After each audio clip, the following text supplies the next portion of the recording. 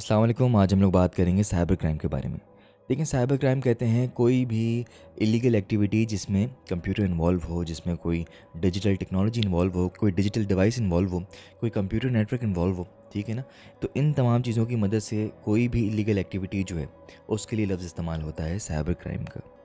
अब देखें, ये जो साइबर क्राइम होता है ये इंडिविजुअल्स को भी टारगेट कर सकता है और कंपनीज़ को भी टारगेट कर सकता है।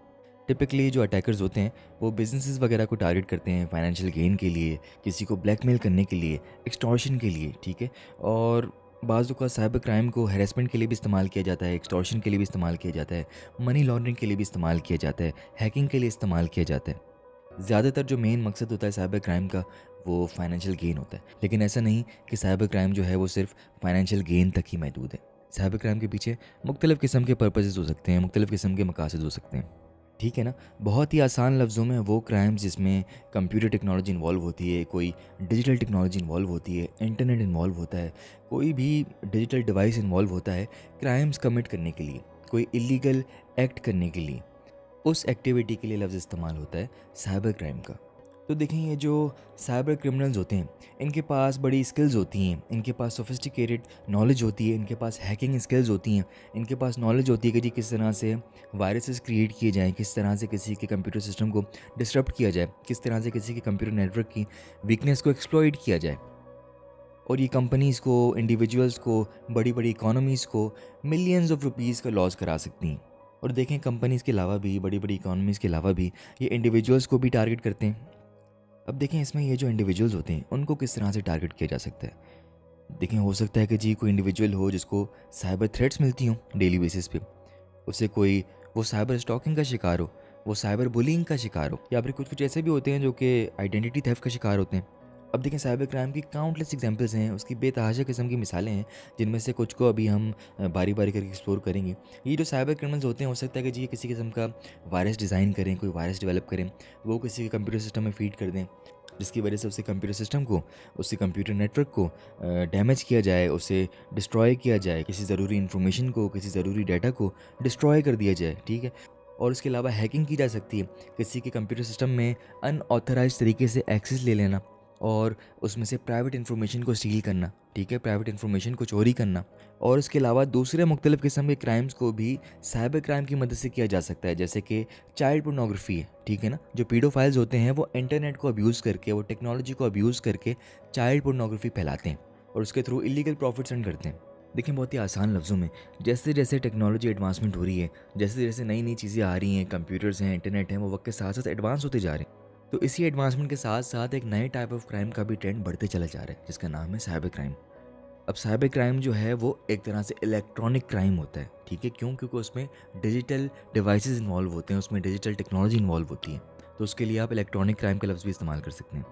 अब थोड़ा सा हम साइबर क्राइम की मुख्तलिफ़ किस्म की टाइप्स को एक्सप्लोर करते हैं। ठीक है? इससे हमें थोड़ा बेहतर आइडिया हो जाएगा कि जी इसमें किस तरह के क्राइम्स होते हैं।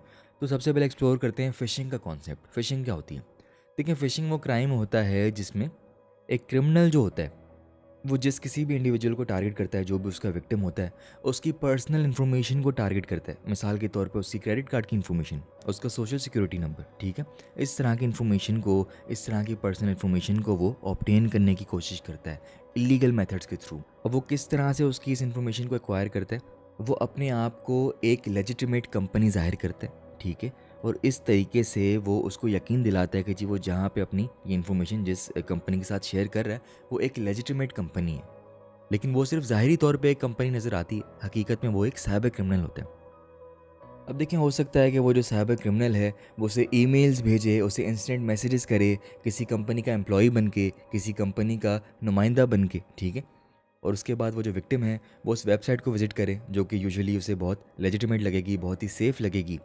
तो फिर वो विक्टिम वहाँ पे अपनी इन्फॉर्मेशन को बगैर किसी हेजिटेशन के दे देगा।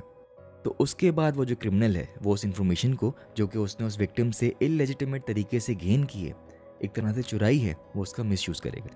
तो इस तरह की एक्टिविटी के लिए लफ्ज़ इस्तेमाल होता है फ़िशिंग का।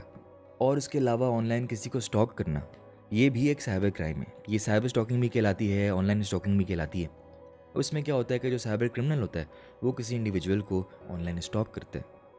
अब उसे स्टॉक करने के लिए वो इलेक्ट्रॉनिक मीन्स की मदद लेता है और हो सकता है कि उसे हैरेस करे, उसे थ्रेट करे, उसे ब्लैकमेल करे। ठीक है ना? और कॉन्स्टेंटली उसे फॉलो करे मुख्तलिफ चैट रूम्स में, मुख्तलिफ फोरम्स में, मुख्तलिफ ग्रुप्स में।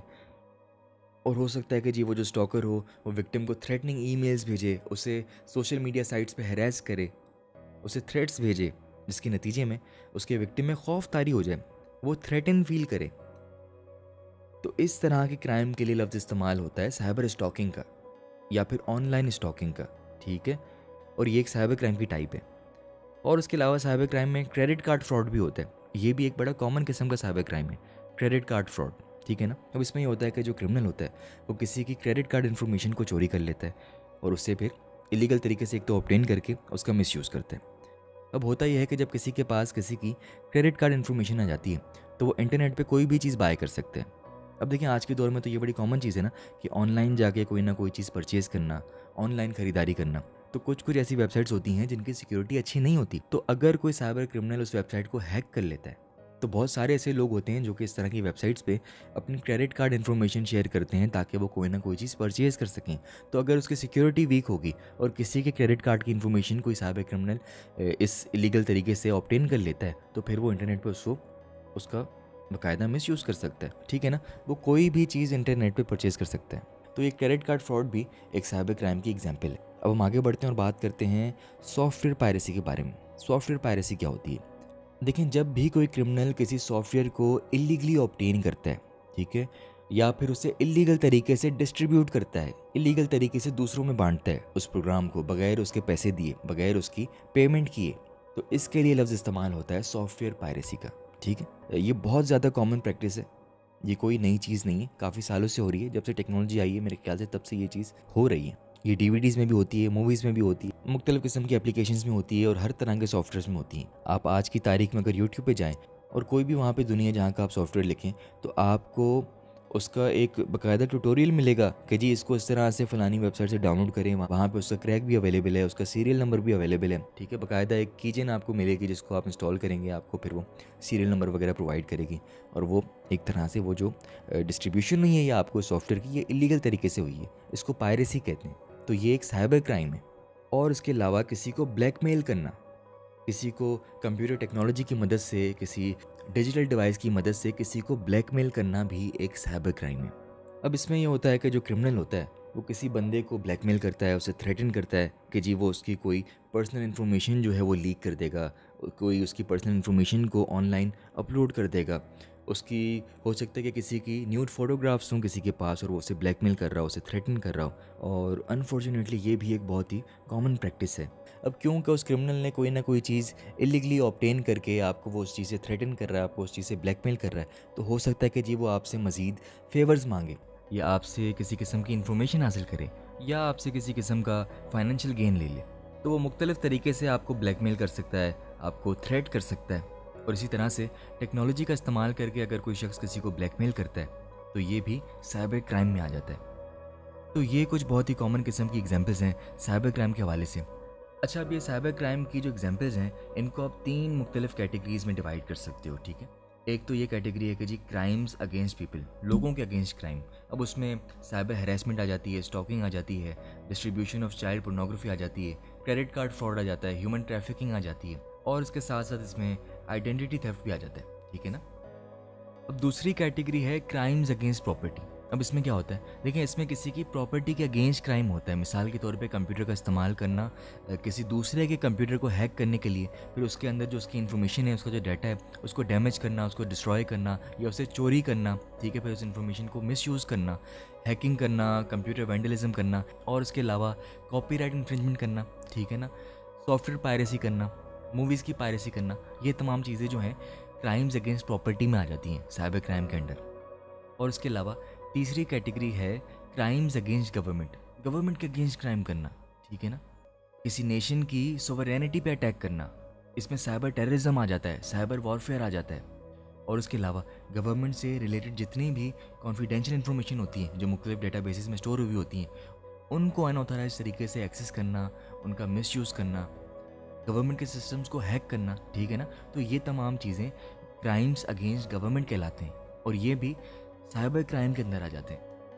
तो देखें जैसे जैसे टेक्नोलॉजी में एडवांसमेंट्स हो रही हैं, जैसे जैसे जदीद चीज़ें आई जा रही हैं, कंप्यूटर्स एडवांस हो रहे हैं, मोबाइल फ़ोन्स एडवांस हो रहे हैं, इसी तरह जो क्रिमिनल्स हैं, जो सोफिस्टिकेटेड क्रिमिनल्स हैं, जो स्किलफुल क्रिमिनल्स हैं, वो भी अपनी टेक्निक्स में एडवांस होते चले जा रहे हैं। तो इसीलिए जितनी भी गवर्नमेंट्स हैं, जो लॉ इन्फोर्समेंट एजेंसीज़ हैं, उनको चाहिए कि वो अपने मेथड्स भी एडवांस बनाएं। तो उन्हें भी ये चाहिए कि वो भी एडवांस टेक्निक्स अडॉप्ट करें, एडवांस मेथड्स लर्न करें इस तरह के सोफिस्टिकेटेड क्रिमिनल्स से लड़ने के लिए, इस तरह के क्रिमिनल्स को ट्रेस करने के लिए, उन्हें आइडेंटिफाई करने के लिए और उनसे फाइट करने के लिए। तो ये हमारा आज का लेक्चर था साइबर क्राइम के बारे में। अब इंशाल्लाह हम अगले लेक्चर में मुलाकात करेंगे। अपना ख्याल रखिएगा। अल्लाह हाफ़िज़।